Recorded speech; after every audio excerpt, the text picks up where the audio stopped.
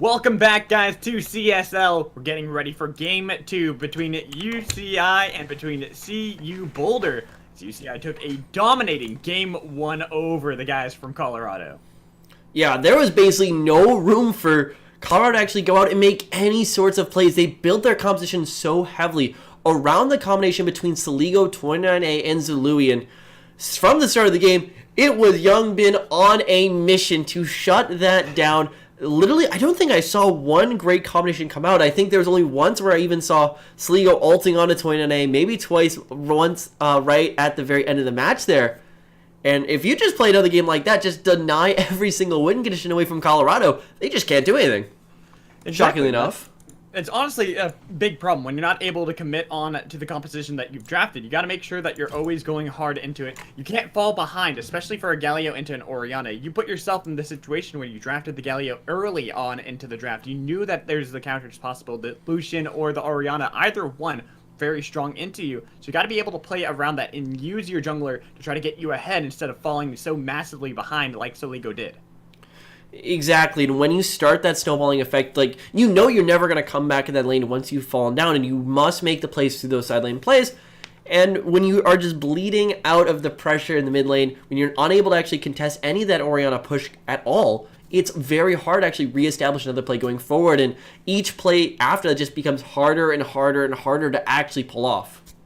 So, honestly, this is where we need to start seeing those changes from CU Boulder. We need to start seeing them play for something that might be a little bit more aggressive in that jungler. I mean, there's the memes about Lee Sin on 29A, but honestly, that could really help them out be a lot more aggressive early. Most certainly, and I think it's a little bit less the jungler as 29A should have had the ability to go influence some of these lanes. I think a lot more of it comes down to Saligo. He needs to be on something where he can realistically maybe not win the lane, but go even. He needs to be this priority force that CU Boulder have relied on from time and time again to, if not carry, help them out through those early game transitions, set them up for a great team fighting phase. Almost wonder if we're going to see them go for that Gangplank ban really early on into this draft. A lot of respect over to Captain Nuke on that champion. He played absolutely amazingly on that. Despite it being into the counter matchup into the Camille, he still was able to hold his own and eventually get ahead of the Camille and do so much work in those team fights as just a split pushing force. But no, it's going to be the Janna. Bloodwire played that before, and Nunu, of course. 29A, never going to be allowed that. Unlucky. I mean, they must have not read the chat. They don't know that 29A is going for the Faker, which can confirm is greater than Faker on any champion, of course. So, definitely putting a few words up there, hoping we have quite a bit to look forward to. And yeah, CU Boulder aren't really changing anything just yet. They want to ban away the Janna, that's a very strong pick on the bottom lane. But there's where you start to see the real adaptations coming in. And Youngmin, he's not going to be able to play the press the attack Jarvan once again. It's that whole mentality of ban what you lost to. Take away the Janna, take away the Jarvan. Almost wonder if it's going to be the Gangplank, the last one coming in for CU Boulder. But it seems that Descritin didn't like playing against that Galio after all, even though it didn't have the greatest impact. UCI decided to take that off the table. I mean, the thought was there. The theory was there. If they could have gone that lane rolling, if bot lane maybe had held up for a little bit longer, if Louis found the advantage on the top side, started drawing pressure of Youngmin away, there was room to go and make a play, make these giant, like, three-man tower dives, hit Captain Nuke with the Camille, with the ulting Galio, with the jumping in Zach, and yeah, you will knock him down, but it just wasn't there. So they don't want to roll the dice once again. They beat it once. They're saying, show us what else you got. So far, we have 3 jungle bans. Sejuani still on the table.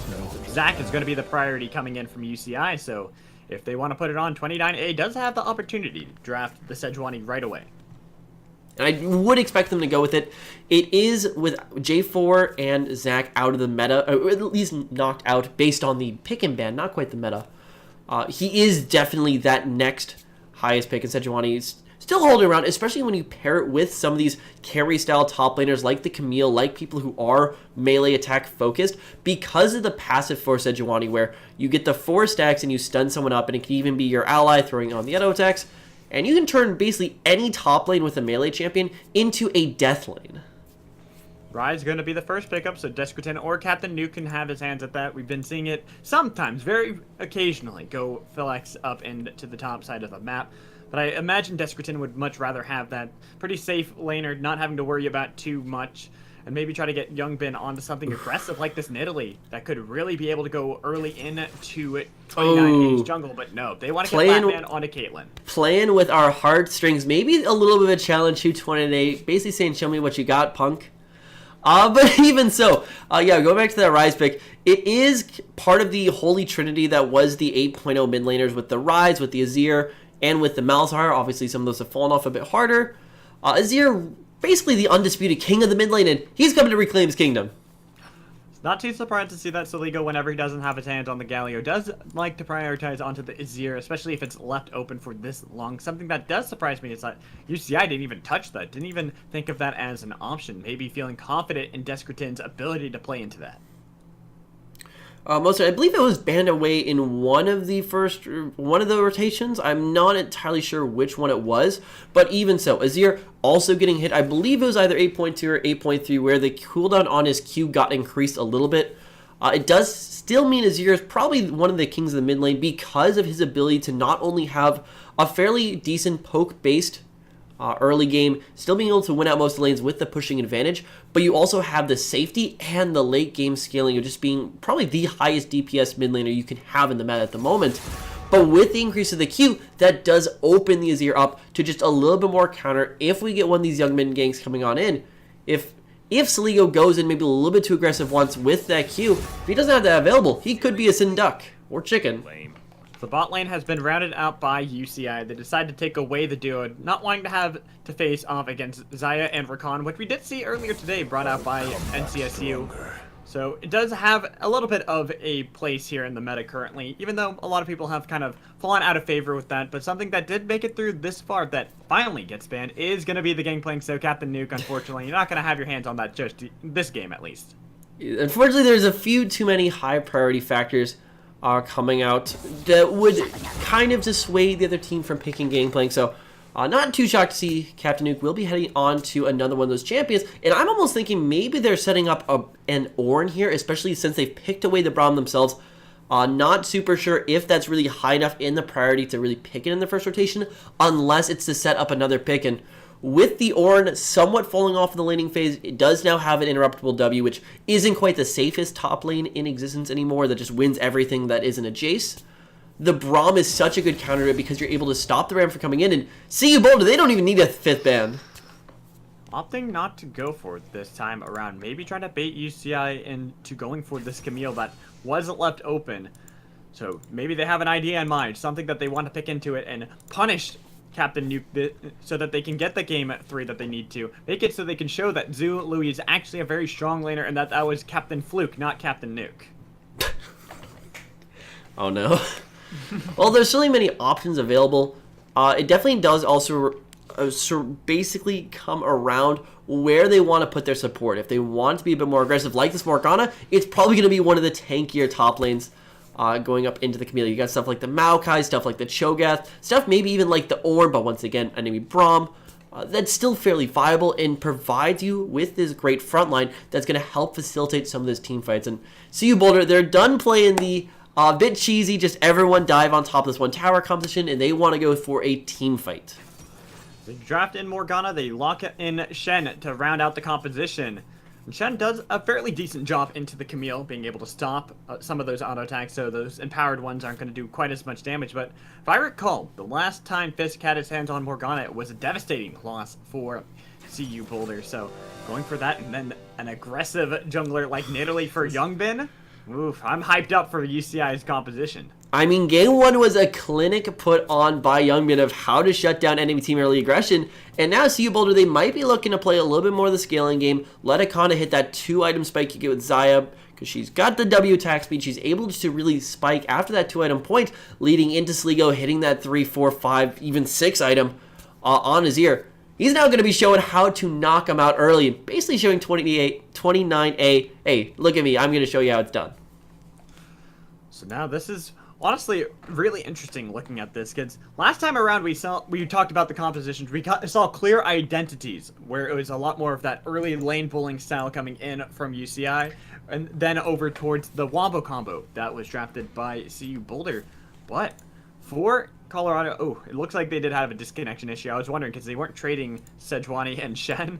So hopefully we'll be able to remake that and get that fixed. But I want to ask you, what's the idea in mind for CU Boulder? What is their win condition in this game? The CU Boulder comp very much relies about getting towards this late game point in the match. So when you look at all the two carries, definitely have to be the Azir and the Xayah. And the great thing you get with a Xayah that you don't get out of a lot of these champions is you still are a crit scaling ADC. So you do well in the later stage of the game, still building up the Infinity Edge, probably grabbing the Essence Reaver, also grabbing a Zeal item on top.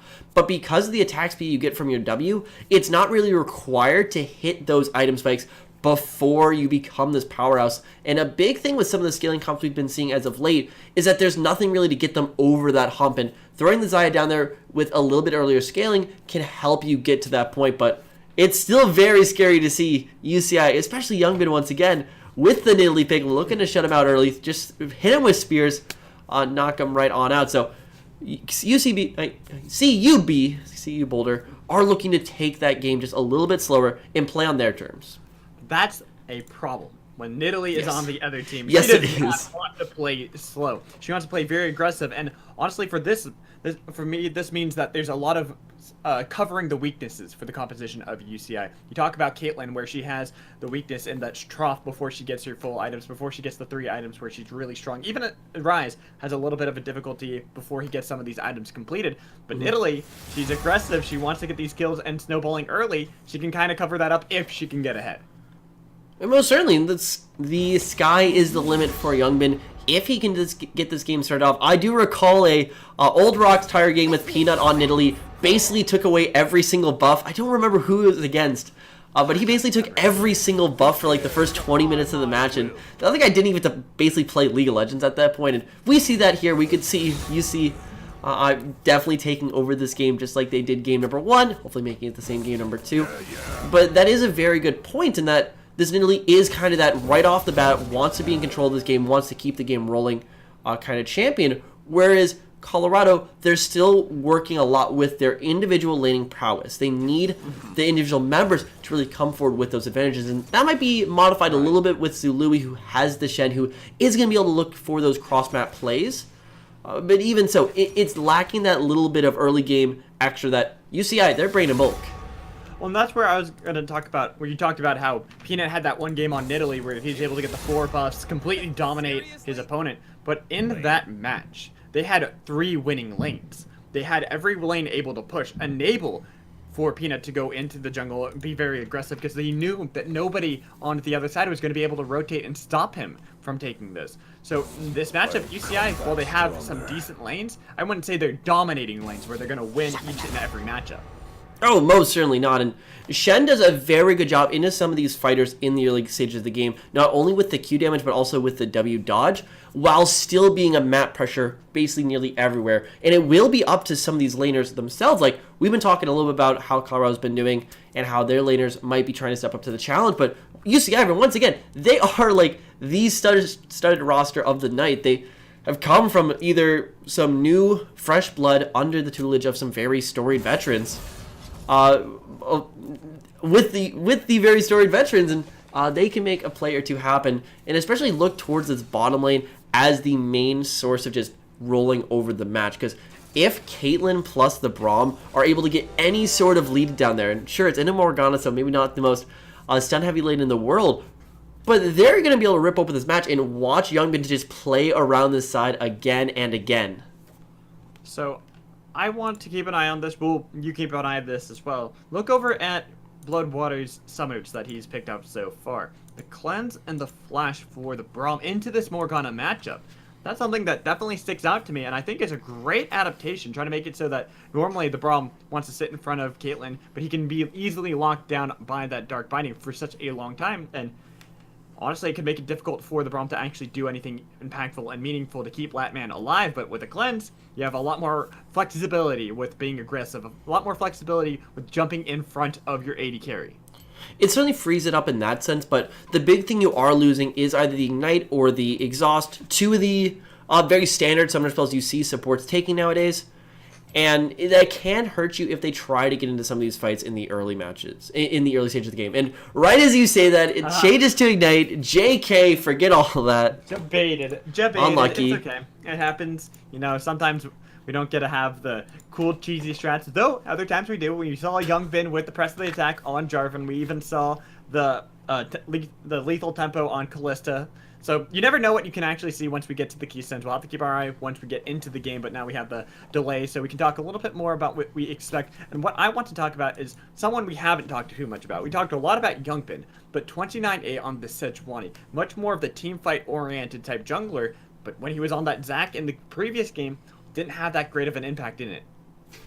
Exactly, and it was definitely a lot of that needing to make a play in the early game, early to mid game, and never really finding that point. Because all these plays, while sure in solo queue you can kind of walk over, look, oh, bot lane's pushed up, let's hit that real quick.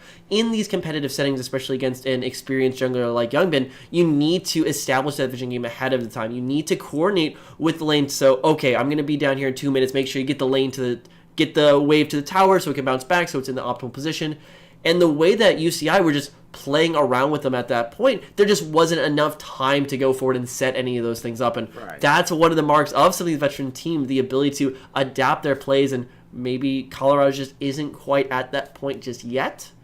No, but they just got to shake it off. They just got to shake it off. it. They just go, hey, it's okay. It was just game one. Like I said, this is a confident team. We talked about it before. This is a team that feels that they can bring it to UCI. They can shake off a little bit of what happened in game one, maybe adapt their playstyle, not have it so that they're falling behind to Youngbin. Something about Nidalee is if she's not able to get some of these skills, she becomes a little bit less impactful, not really doing as much in these team fights, so put her down quickly, and you have yourself game two.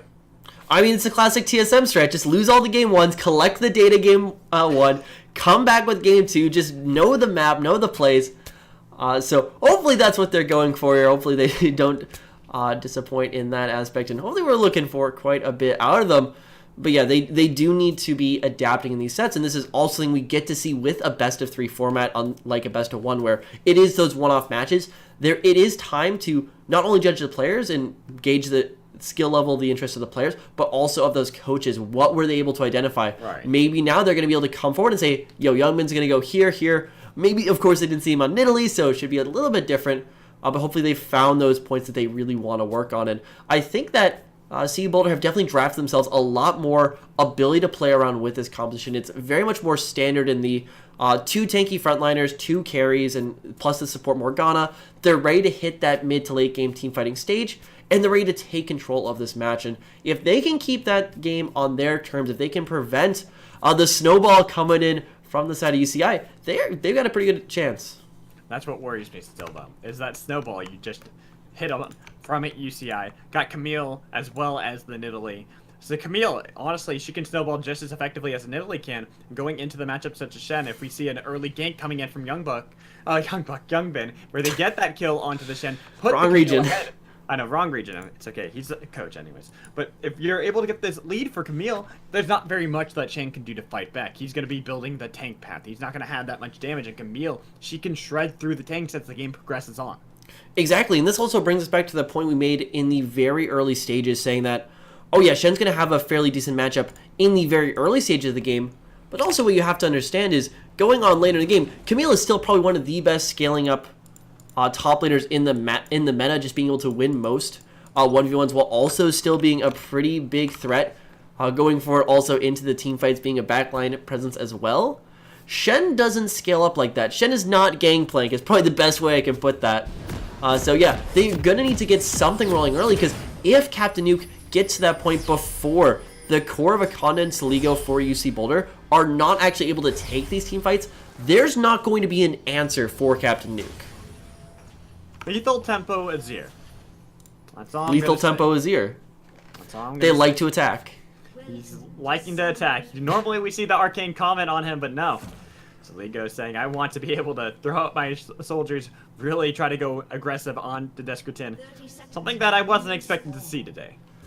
Yeah, neither was I. On the other side there, if we do see the much more conventional spellbook for Descritin, and what I thought with Sligo, the big thing when you change from the common or from the summon areas to something like the lethal tempo is that you take away a good amount of that early laning phase power. You take out a good amount of the laning phase poke you get off that is just defines why he's in the meta right now, but you do trade that out almost for a higher high when it comes to the team fight. So it's definitely an investment in the future, and one that maybe isn't the smartest in the world, given that you already have Descritin, who's going to be able to control the waves pretty well, has already picked up the mini dematerializers in the runes, and probably is also going to be looking for quite a bit of help coming to Youngbin. Also, across in his matchup, it's going to be the minion dematerializer for Descritin. So, well, Soligo's going to look for a little bit more damage in these trades, trying to attack a little bit more. Descritin's just going to say, nah, it's okay, I want to farm up, I want to clear out the wave, make it a little bit easier for Youngbin to go for those ganks, the invades that we were even talking about with the Nidalee. So, very interesting to see how each of these players adapts to the changes from game to game.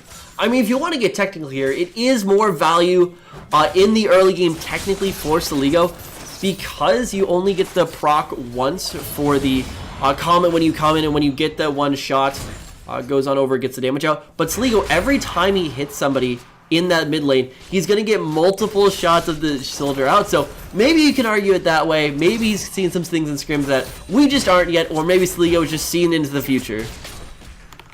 Maybe he is the future. Yeah, Bloodbond and Flatman playing a little bit aggressive into Fissy Anaconda, trying to see if they can gain control, get the level advantage over the Xayah and the Morgana. But it seems that they're going to have to finally seed it, feeling that they're taking a little bit too much poke from the double range. Well, Braum can definitely be a part of some of these kill lanes, especially pairing it with something like the Lucian. As we've seen historically, he does suffer very heavily in the range versus melee matchup because he's not able to go up, he's not able to trade, and you have to be so convinced, if you're Bloodwater here, when you actually want to go in and quote-unquote engage, especially into something so defensive like the Morgana, that it's nearly impossible to actually walk up and contest these waves. Add on top of that, Anaconda is basically able to hit the entire mini wave at once with the feathers. And then, of course, the pool coming out from Fisk just keeps that lane most likely fairly permanently pushed in favor for CE Boulder. Interesting change of pace coming in from 29A with his passing. He started with the red buff, but went right for the blue and the Gromp, feeling that he was going to be invaded by Youngbin. You even saw the rotation coming down from Captain Nuke to try to see what was happening with the jungler. Noticing that the blue buff and Gromp were gone, they start pinging it and realizing where Sejuani is. And speaking of the junglers, you can very much see, actually this is basically perfectly paralleled across the map. So on the bottom side, you have some good vision control coming out from 29A, wanting to keep his bottom lane safe. He knows they're going to be shoving. While on the other side of the map, Youngbin, he's paying so much attention to this top side. Almost looks like he might be trying to set up a dive here. I think they're looking for the dive. Look how low Louis is. That's a prime target for them to go for. They're just trying to get the shove for Captain Nuke. He has no idea. Ooh. Finally, the spear lands. A little bit more damage. Flash coming in, but good use of the flash from Louis. But the flash coming in from Captain Nuke to respawn. That picked up the first blood. That was probably about as good as you can do from Zului once the spear landed at that point. Able to force both the flash out of Youngbin and Captain Nuke. Could signal for 29A to come up and try to influence the lane. Once again, I don't see that happening just because of the amount of priority they're putting towards the bottom part of the map. But already one kill going on in favor for Captain Nuke is fairly sizable. Add on top that he's going to be able to finish the Tiamat early means that Zului is never going to be able to leave that tower. And you're almost getting to that same problem that Soligo had in game number 1, where he was never able to use that ultimate because he was just constantly pressing their tower. Captain Nuke might be looking to just make it a repeat. Yeah, but this time around, he's the one to receive the kill. Not going to give that over to Youngbin, but still going to be a massive win for UCI. You really want this Camille to try to win out this lane, because normally you talk about Shen into Camille. Shen has a lot easier time. He's able to stop a lot of that damage, but Captain Nuke has been playing this matchup pretty damn well.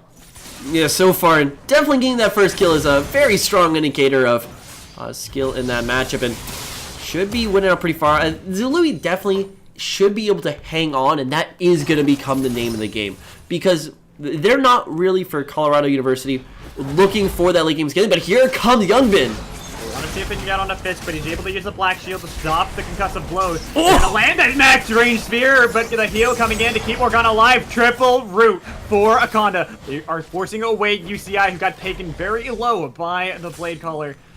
So, all in all, still getting a couple of sums out of the bot lane of CU Boulder is going to have to be the prize won by UCI. Youngbin almost getting caught out there a little bit by the Lee Sin effect or the Lee Syndrome, where you land the Q, you land the spear, you land the resonating strike, and you just really want to follow it up. Almost turns very horribly for them, and Fisk, he's getting it just a little bit annoying as well. Able to cancel that back for Latman, but unfortunately not for Bloodwater. The Latman's gonna have to be very careful. He's very low and doesn't have an ability to duel out both Fisk and Akanda just yet. Alright, how good of an actor can Zalui be? Because he's got a jungler coming. Oh, wait! JK! JK, the ward spotting him out for Captain Nuke, so not gonna be quite enough.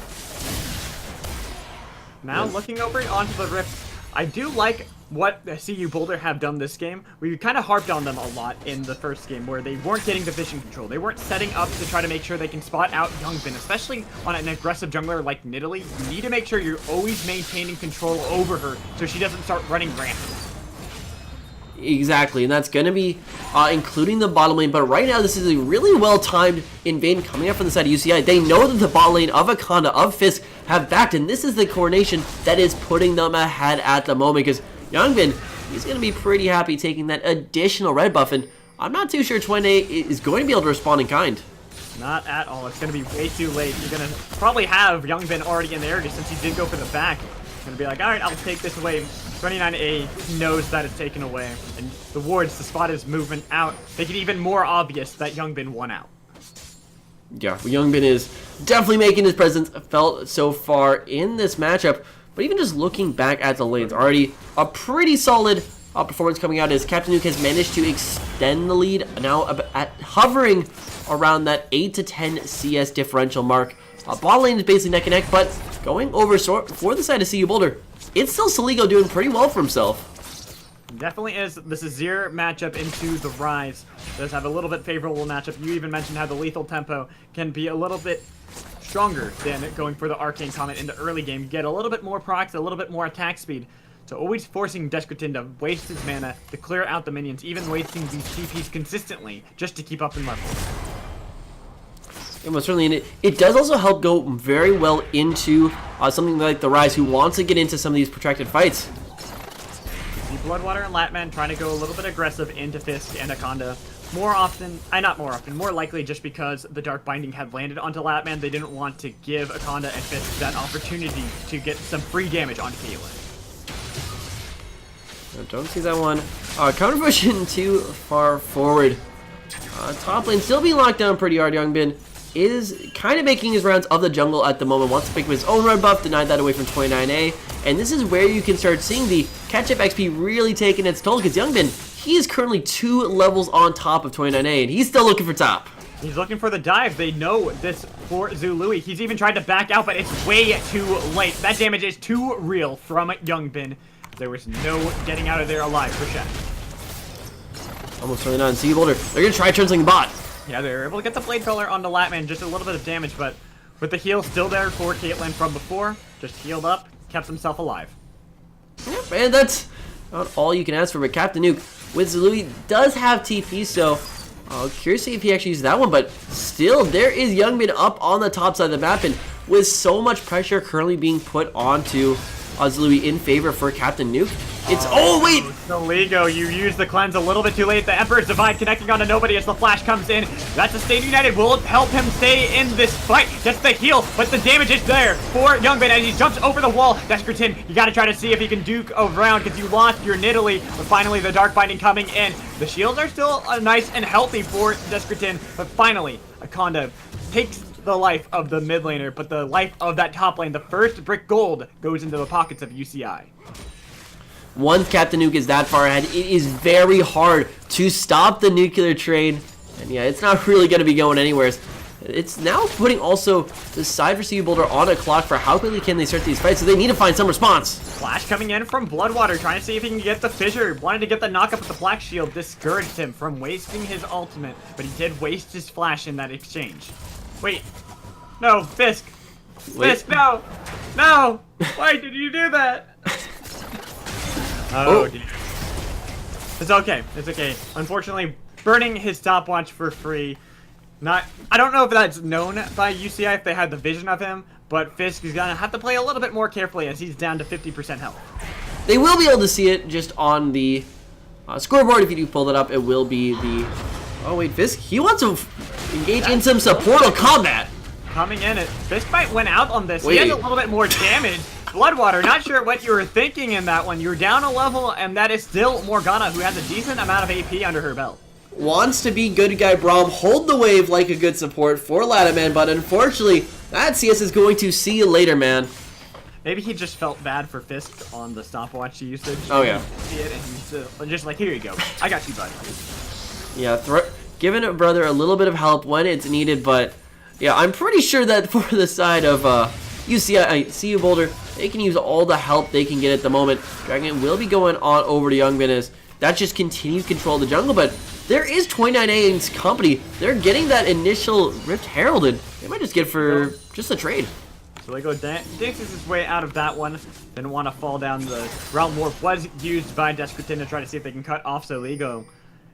But unfortunately not catching on to him. And like you said, the Rift Herald in the pockets of 29A. So we're going to have to keep our eyes on CU Boulder when they decide to pull the trigger on taking some of these objectives. Maybe try to look to get the top side of the map and help out Zhu Louis being chunked out consistently by Captain Nuke.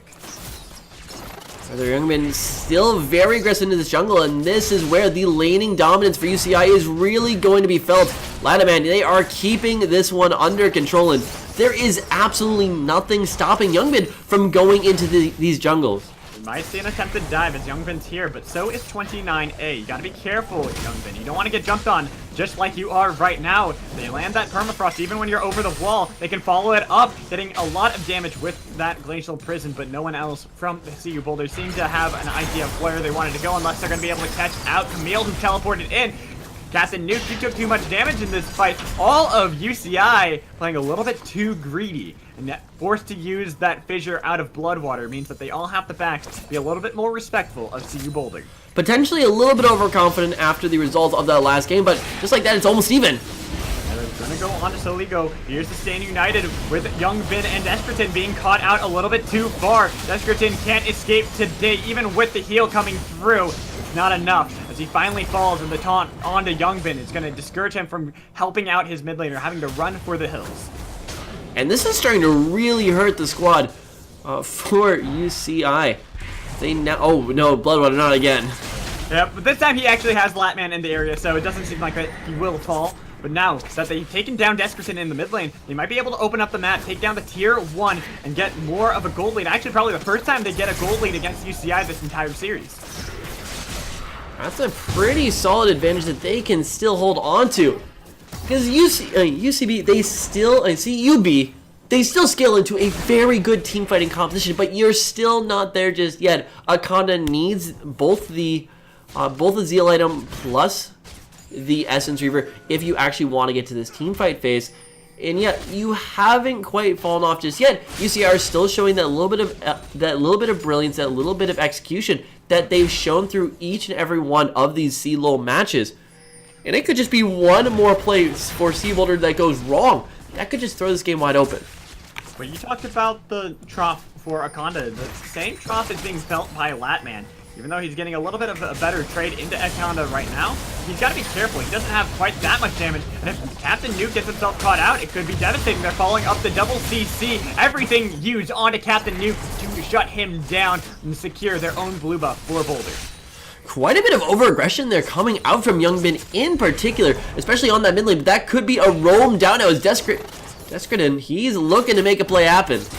Use the Realm Warp over the wall. I don't know if they know that he's here, but here comes the teleport now that they finally spotted him out. He's got to back out, and it actually is completed by Zhu Louis. Surprised he didn't cancel that just for the increased CDR onto his teleport, but still going to be able to help out his bottom lane.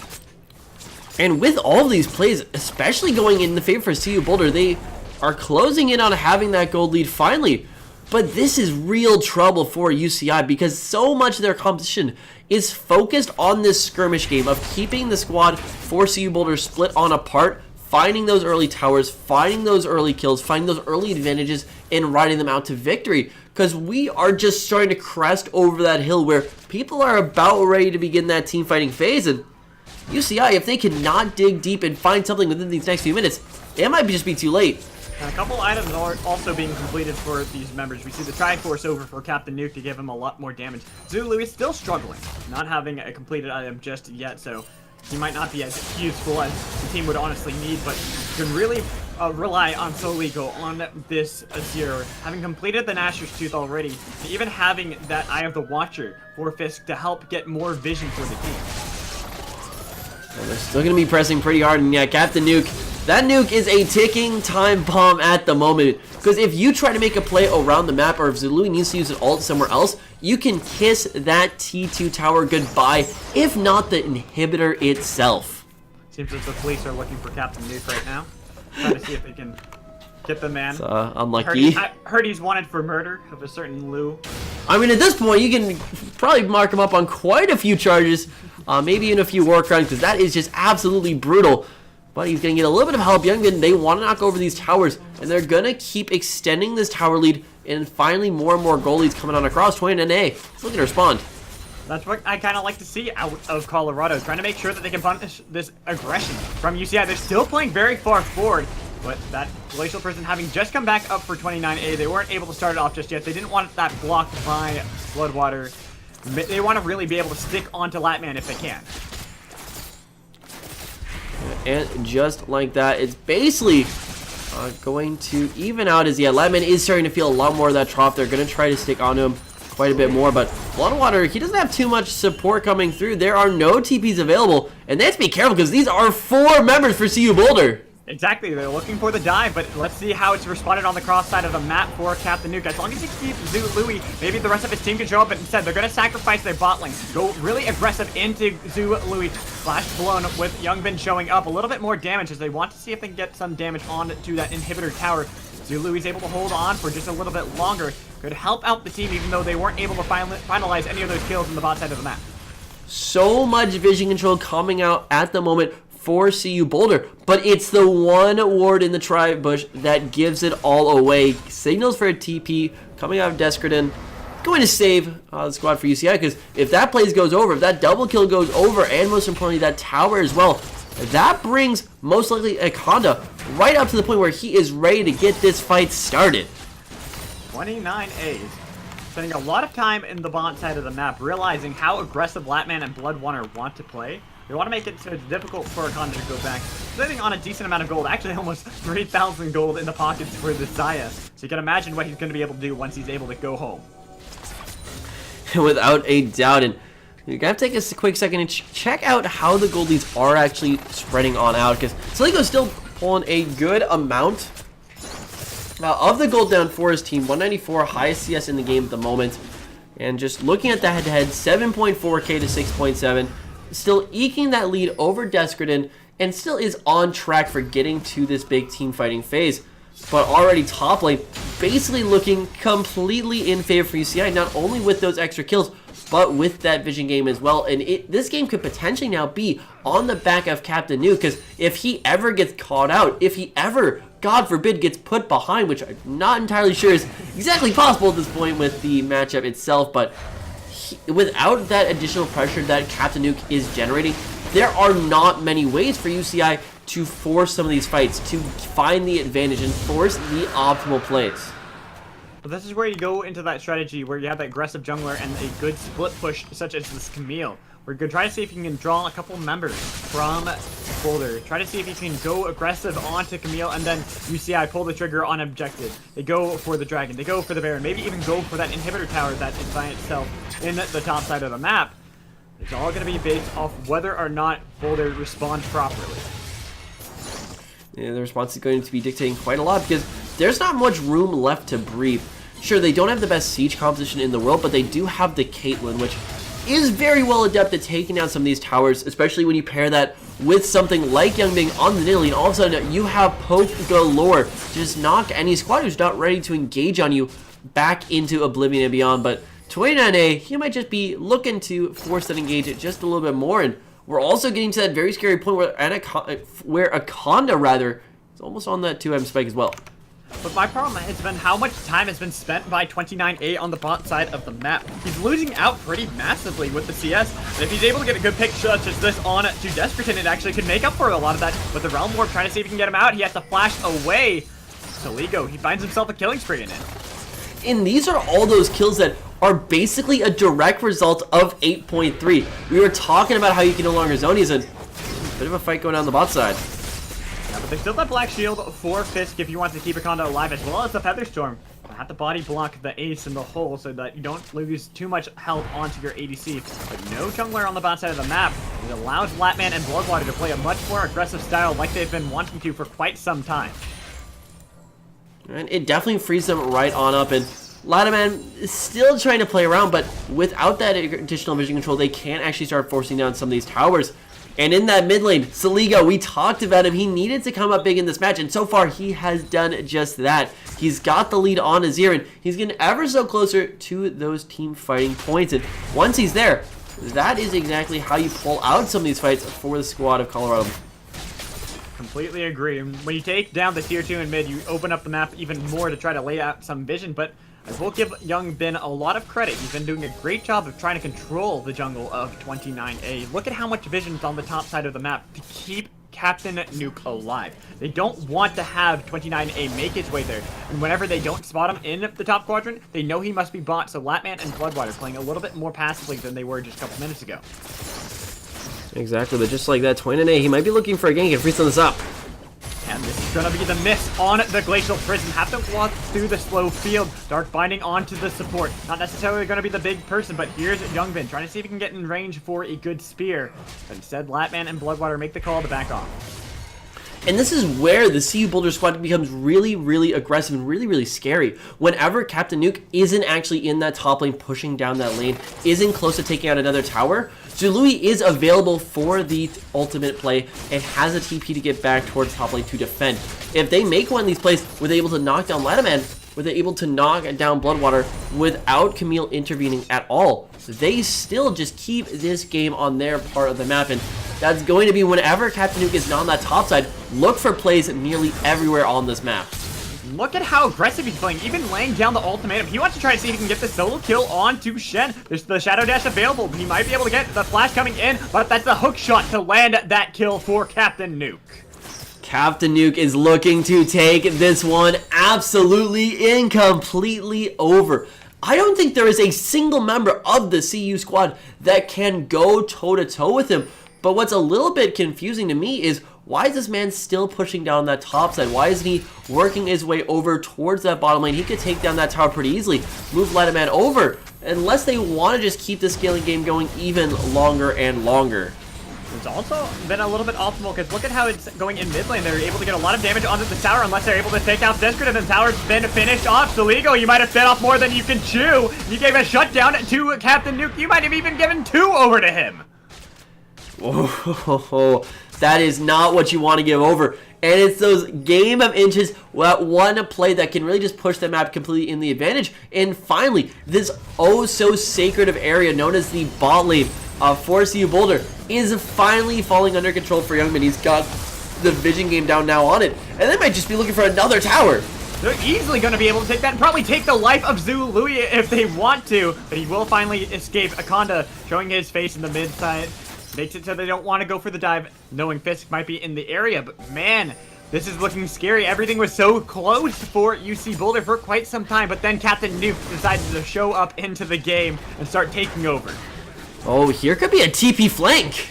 Could be a TP flank, but they have Youngbin, so it'd be a straight up 3v3. A little bit of damage on Akonda, but if they're able to pick off some of the squishier members, it could work out for them. Flash forced out of Youngbin. Didn't want to get taunted up.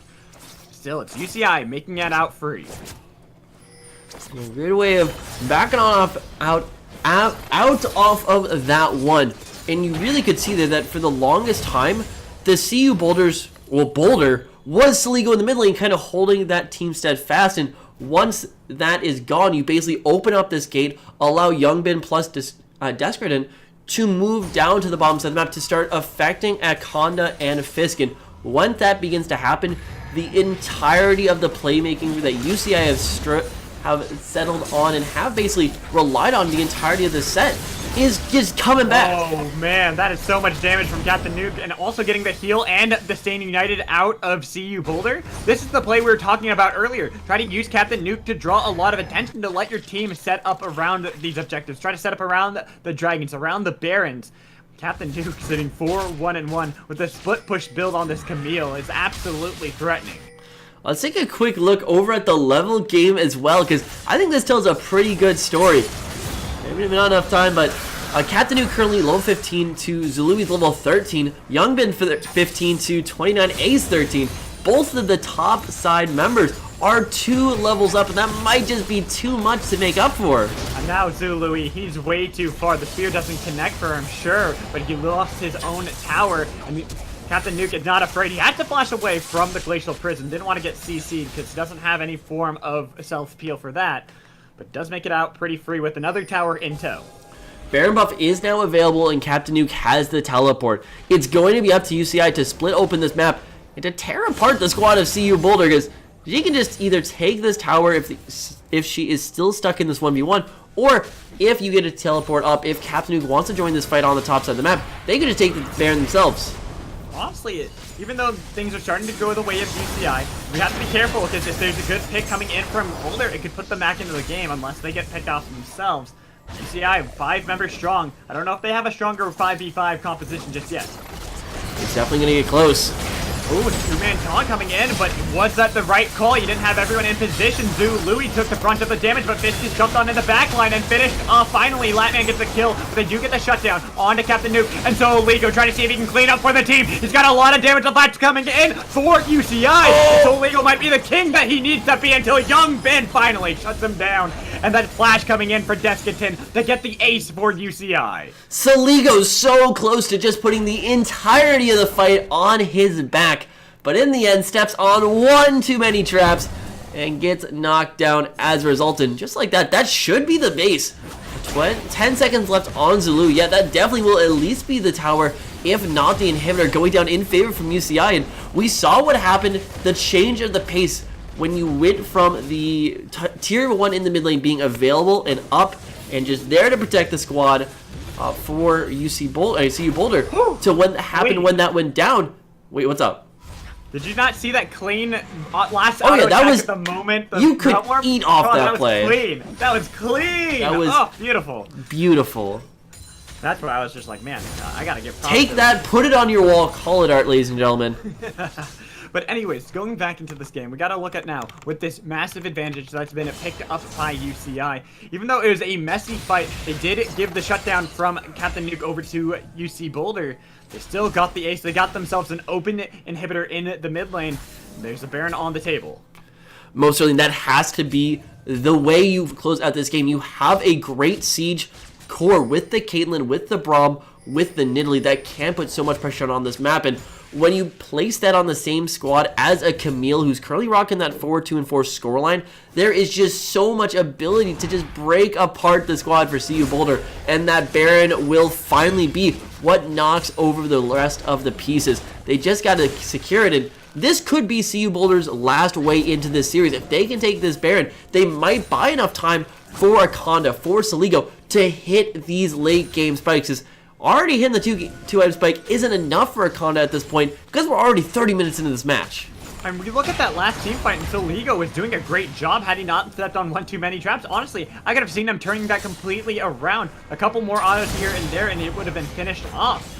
Now picking up the Void Staff, having a little bit more Magic Pen. You can easily see him melting through the health bars of Despertin and Captain Nuke. Oh, just like that. He's going to take a lot of damage under that tower. Great fighting there from Zului, at least staving off the inevitable for just a little bit longer time. And UCI are once again put in this holding period where they're not actually able to get too much done. And with every minute that passes by there, that's 29A getting even tankier and tankier to oppose the straight damage that's coming out of Youngman, that's coming out of Deskerton, and that's coming out of Lataman. But is it going to be enough? Is they're making yet another move over towards this Baron. That's going to be the problem for 29 is whether he can get those items quickly enough. Because sure, there's no armor pen or magic pen picked up just yet for the side of UCI. But it doesn't matter when they have the straight damage as Captain Nuke keeps showing it off. Now maybe going for a little bit more as they continue to chase on a fist, finally landing one more stack, using the Glacial Prison a little bit too late to save your support's life. And UCI with 2 kills on the board can easily rotate for this Baron. But now that's Saligo who is forced to go and respond to the bottom lane, which basically signals for an absolutely free Baron. Wait, hello? Okay, so we got a disconnect, unfortunately, from Akonda. I know he had a little bit of issues in game 1, so hopefully we'll be able to get him back really quick. But now we can talk about what's going to be able to happen with this Baron setup coming in from UCI, and whether or not we think that CU Boulder is going to be able to mount up a proper defense in the face of adversity right now. If this just becomes a just the 4-man bot or the 4-1 split push, no, they have absolutely no chance of really holding on to this one without a massive outplay. Mid lane already applying pressure. You have Captain Nuke, who is the hardest person to fight in the game with the Baron buff as well. There's just no way you can actually stack up. The call has to be coming out from Colorado to fight immediately somewhere. Take out this Camille, take out some member from UCI before they're able to set up this Baron, before they're able to set up this push. Because otherwise, if you turn it into a war of attrition, you are not going to walk away with any member or any part of your base left intact. So we just saw a Caitlyn 2-shot a red buff with just auto attacks. That was that's a little scary for me, looking at the fact that Latman's able to do that. He's got the 2 Zeal items. He has the static ship. He has the rapid fire cannon. On top of all of that, with the Infinity Edge and another BF sword. We've been hyping up Young Ben and Captain Nuke, but man, Latman, he's starting to get to a very scary point on this Caitlyn. I just want to hit on a number real quick. Young Ben, 116 vision score so far this game. And honestly, it shows how much prevalence that UCI put into maintaining control of this map. Look at how many wars are down on the Rift currently. Very few of those belong to Colorado. Almost every single one of those are UCI related. Really just Colorado, they have to make a play sometime. They really do, but everything's falling apart. They're losing all these inhibitor towers. If they're able to get the pick off onto Deskerton, it could be useful, but they're going to lose Soligo in the trade, and now the straight 4v4 trying to defend this inhibitor as it already fell down. Boulder got to be careful because Latman's starting to get these auto attacks on that we were talking about. The Caitlyn doing the damage that he needs. Needing one more headshot, he would have been able to finish off 29A, but he stepped too far forward and he lost his own life. They're able to get a lot of these inhibitors, trying to see if they can turn it around. The damage from Young Ben to finish off this. They're going to try to see if they can lock up any other members. Nuke in the backline, but that's going to be the Stand United onto Akonda to keep him alive. He has to use the hook shot to get out of there. But still, somehow, Boulder, they hold on for dear life. Only one inhibitor remaining. A valiant effort, and the kill onto Soligo almost solidified them the game, but they gave up just a little bit too much in response, especially with Captain Nuke going down on the play directly to Soligo. So that going down, not really going to be the best foot forward. Baron was likely going to either expire or get very close before the next Baron play is actually being made. But now what you have is 2 open inhibitors where you could just group as 5 or just keep splitting like you have. Captain Nuke is still going to be able to 1v1 anyone whose name is not Soligo. And if Soligo matches up to him, just go on the rest of the team. This entire game, the rest of this match is in the hands for UCI. They get to dictate the pace. Especially when you have 3 Mountain Drakes under your belt and be able to take down this Baron so quickly. You see, CU Boulder are going to have to put something up quickly if they want to try to spot this out before it goes into the hands of UCI, because that's all they're going to wait for. They don't need to fight just yet. They have super minions coming into the base of Boulder. They can wait it out if they really want to. Yeah, they don't think that the pace is going to slow down any which way, because already the extra towers coming up from Azir are already going to get knocked over. Captain Nuke, though, going to be making a pretty slight escape. But how long, though? Exactly, that's going to be the name of the game as UCI decide they want to take out the last inhibitor. Gonna fall pretty quickly, even though a little bit of damage gets traded onto Captain Nuke. Glacial Prison onto the support, but it's not the member you want to catch out as Louis was in the front line, taken so low, only needing one more headshot as these continue to rain down from Latman, forcing them away as the inhibitors are respawning in the mid side. But Akonda taking a spear, that's not what you want to do as the AD carry. You're way too squishy. Now with all your inhibitors gone, Boulder, you gotta do something quickly because it does not seem that UCI want to end it just yet. They're taking down the Nexus Towers. You gotta fight quickly or it's gonna all fall apart. The Feather Storm to lock down Youngbin, but he used the Zonias in time. Last Nexus gone as they get 2 kills in that. Trying to use the Emperor's Divide to connect it on to nobody.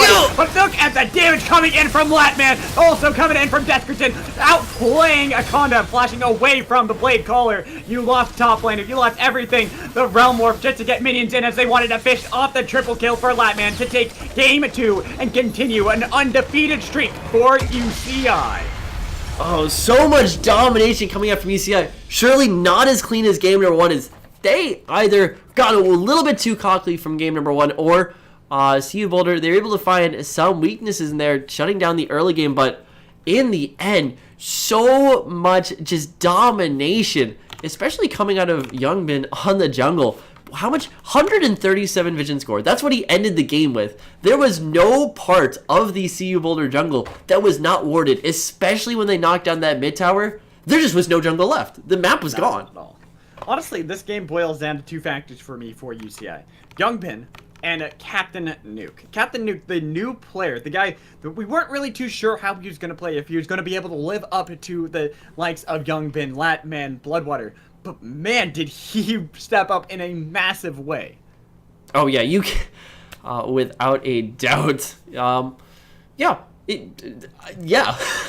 See, he's speechless. Yeah, it's honestly really hard to quantify because they just rolled him over.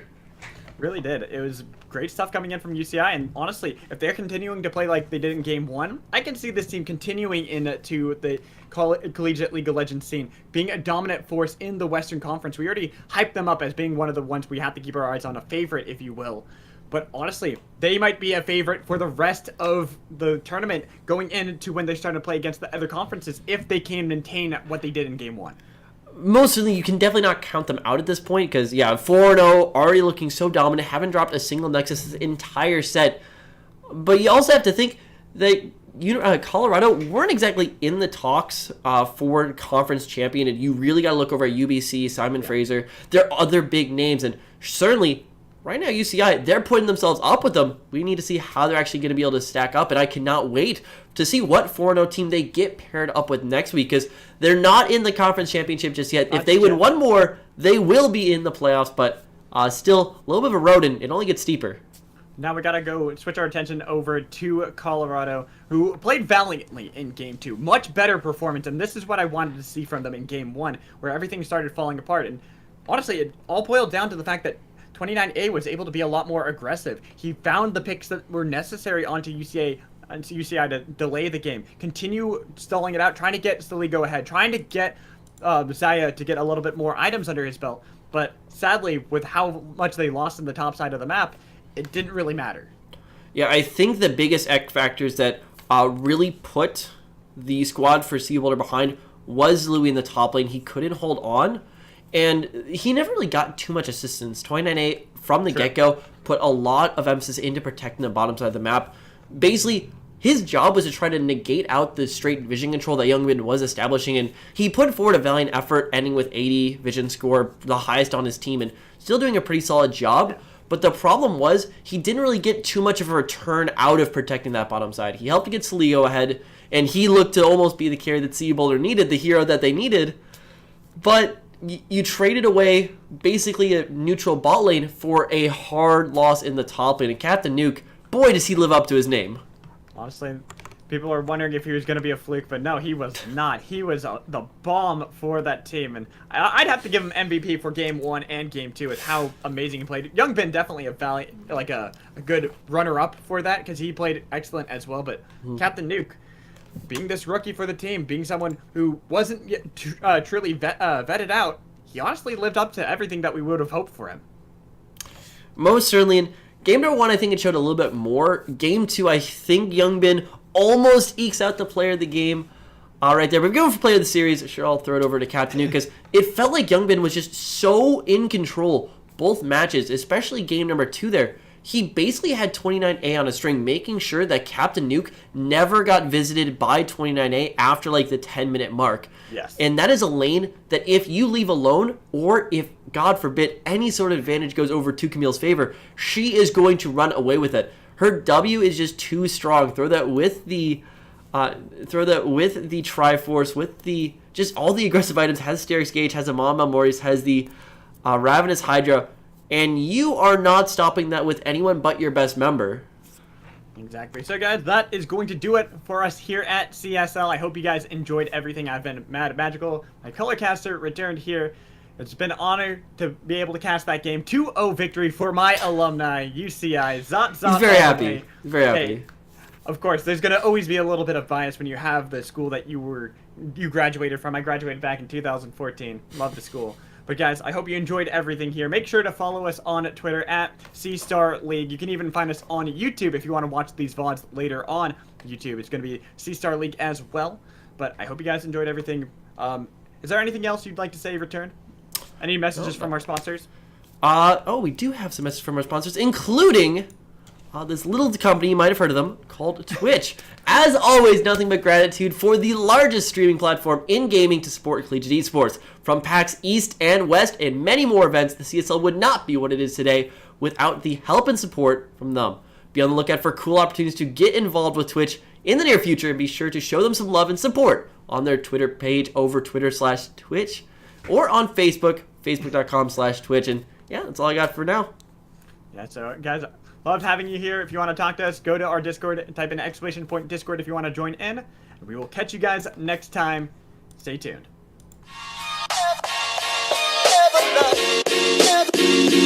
Yeah, yeah.